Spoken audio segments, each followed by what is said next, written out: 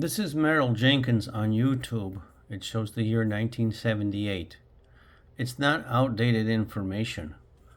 But if you don't want to watch a simple video and watch and educate yourself about money and inflation, that's your problem. We're not going to get anywhere in this country. I wrote this just now when I was thinking.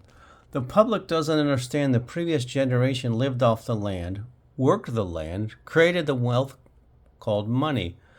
Metal in the form of gold coins were barter, and they were based on the legal tender law, the Coinage Act of 1792. I want you to think about that. Exchanging between things with gold and silver is barter. Gold isn't money. Gold can be used as money. Now, today the government prints up the paper, sells the paper to the private Federal Reserve based on the Federal Reserve Act of 1913, which immorally and illogically allowed for fractional reserve banking, which allowed for this misinformation called the printing of money, which is an incorrect statement.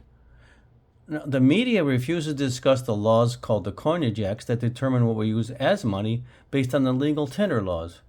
Now, if you looked at the last debate between the vice president and the president, they never discussed the money or who creates the money or why there's a $35 trillion debt. They had no idea. Now, you don't control the politicians because you don't control the money or your wealth. Nothing will change politically until enough people understand the subject money.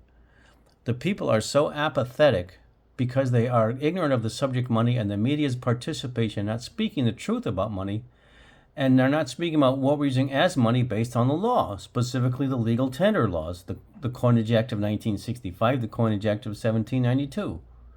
So the people have no idea the cause of effect of what we use as money and why prices will permanently go up. Prices cannot go down, and they cannot they cannot prevent the prices from going up because of the law.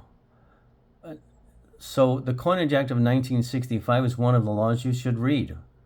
So if you're not going to learn, quit complaining or read Merrill Jenkins' book and watch him on YouTube.